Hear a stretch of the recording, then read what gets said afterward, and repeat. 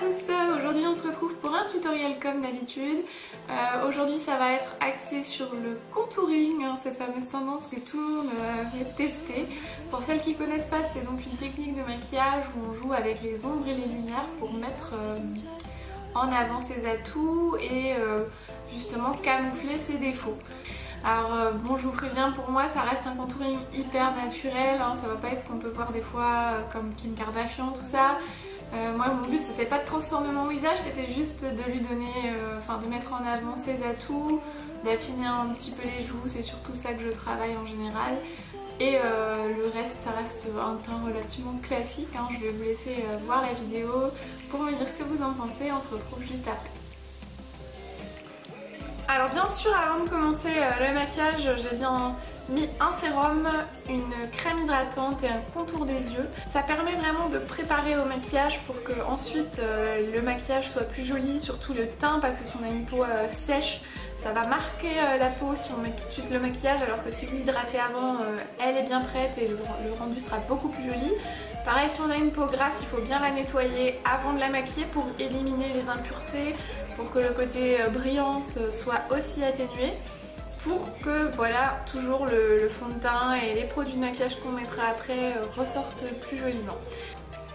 Pour commencer, je vais donc mettre la base de teint. Moi j'ai choisi la Make Up For Ever base lissante. Alors ils en ont plein, hein. Vous pourrez vraiment adapter à votre type de peau à vous.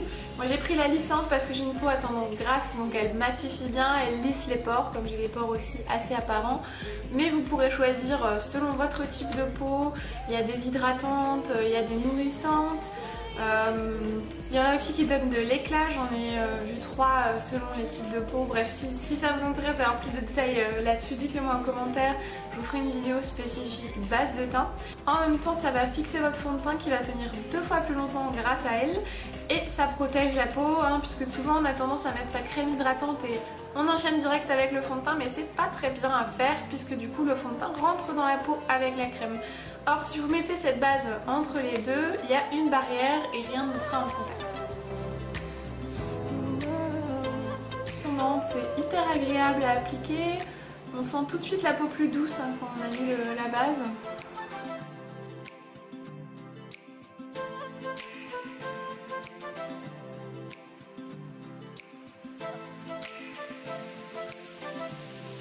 Ça c'est un correcteur de la gamme Catrice que j'ai acheté en Allemagne au DM, mais je pense que ça commence à se trouver même en France ou sur internet.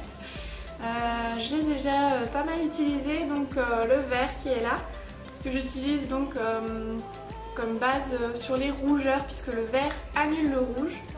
Donc quand j'ai des petites imperfections, des petites rougeurs diffuses juste sur les joues, un peu comme de la coupe rose, ce genre de choses, on met du vert par dessus pour éliminer le rouge. Comme ça ensuite le teint sera beaucoup plus unifié, le fond de teint en fait couvrira plus facilement le rouge et votre teint toujours sera plus joli, plus naturel. Et les petites rougeurs, ce sera comme si elles n'étaient pas là, voilà.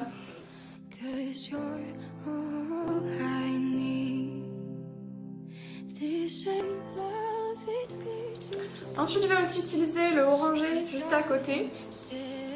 Celui-ci en fait ça va surtout être pour les cernes, puisque le côté orangé ça va annuler le violet de la cerne. Donc c'est pour vraiment faciliter aussi le camouflage après de l'anti-cerne. Bon là à cette étape je vous avoue qu'on n'a pas l'air très fine, hein, on a l'air presque plus malade qu'avant. Mais ça va s'améliorer juste après, vous inquiétez pas.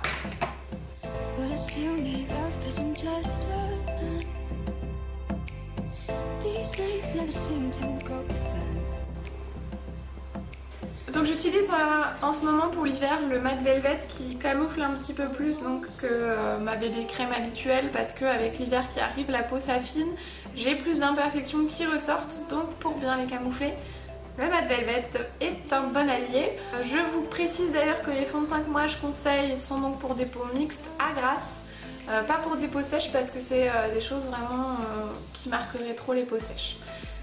Donc c'est parti pour le fond de teint. Et puis mon petit Beauty Blender. Donc pour celles qui ne connaissent pas encore le Beauty Blender, ça remplace le pinceau à fond de teint. Je l'ai bien humidifié avant avec un petit peu d'eau pour qu'il soit un peu plus facile à travailler. Vous prenez un petit peu de votre fond de teint, puis vous le tapotez sur toutes les zones planes comme les joues, le menton et le front avec le côté arrondi, et puis le côté plus pointu ce sera vraiment plus après quand on va faire l'anti-cerne pour viser précisément sur les zones un peu plus difficiles d'accès.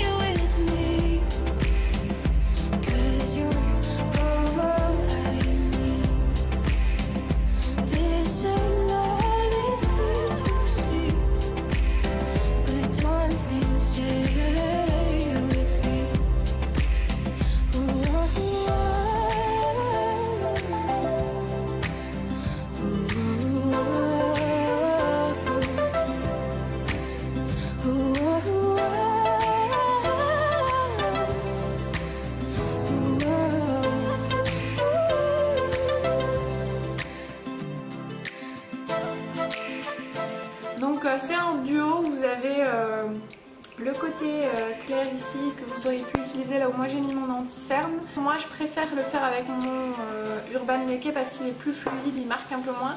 Ça c'est un peu plus crémeux. C'est surtout pour le côté bronzer que j'ai pris ce produit là. C'est donc un petit stick comme ça biseauté. J'ai pris le plus clair. Il y a 4 teintes en tout, donc vous pourrez adapter selon votre type de peau à vous. Pour tout ce qui est vraiment pâle comme moi, c'est clair que faudra le light, c'est déjà largement assez foncé.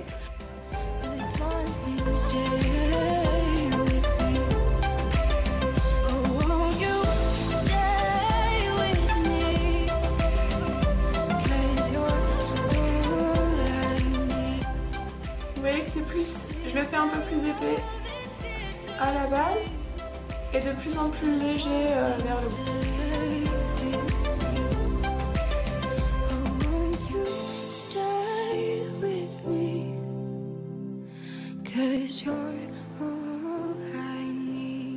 Donc le front, ça a pour but de le diminuer un petit peu. Si vous avez un grand front, vous pouvez en mettre encore plus.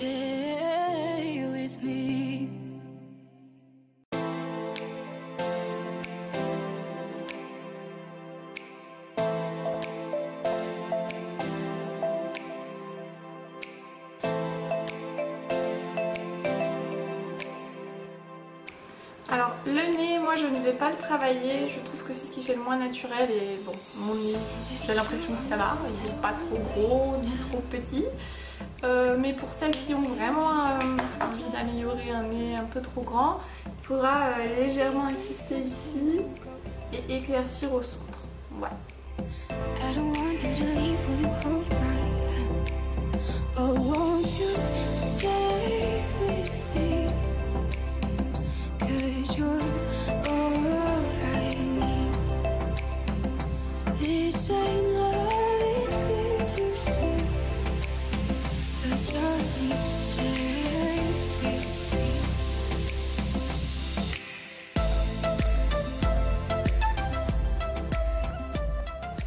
Avant, après estompe, on voit vraiment presque plus la démarcation, c'est vraiment très doux, ça se devine et ça donne un petit effet un peu creusé à la joue, selon la lumière.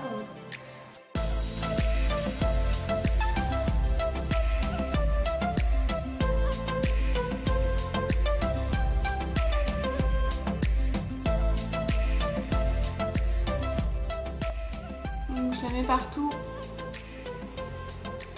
pour fixer l'ensemble des crémeux que j'ai mis avant. L'avantage qu'elle a, c'est qu'elle est transparente, donc elle va à toutes les couleurs de peau, que vous soyez aussi clair que moi ou beaucoup plus foncé, elle vous ira. Et comme elle est transparente, elle s'adaptera au foncé qu'on a travaillé, tout comme au plus clair, elle va estomper ni l'un ni l'autre. Donc il faut vraiment prendre une comme ça pour le contouring.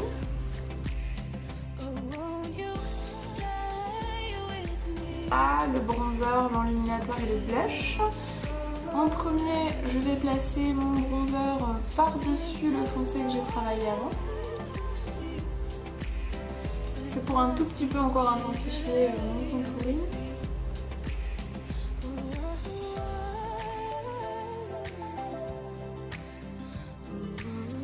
Un petit peu au niveau de la mâchoire. On pense à le tirer dans le cou également pour pas que ça s'arrête d'un seul coup net. Ensuite, le blush avec un petit pinceau boule type blush. Je vais viser la pommette. Toujours un peu plus intense à la racine et de plus en plus léger plus j'avance.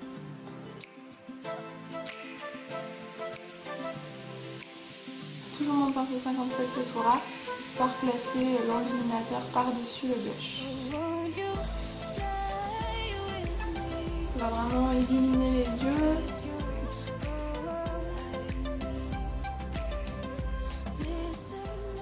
C'est déjà fini pour le fameux contouring, donc j'insiste sur le fait que ça reste un contouring naturel.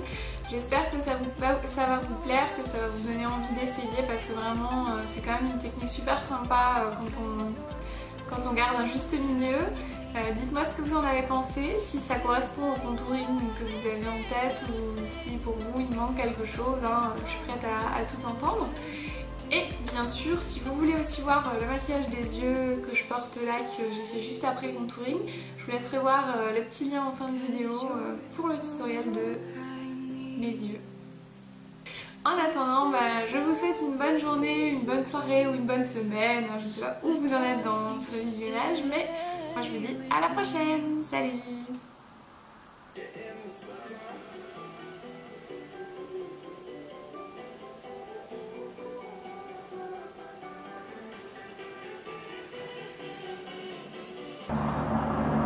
Le bruit des avions, c'est sympa pour faire les vidéos, vous trouvez pas? Bon, on va attendre qu'ils passent. Hein.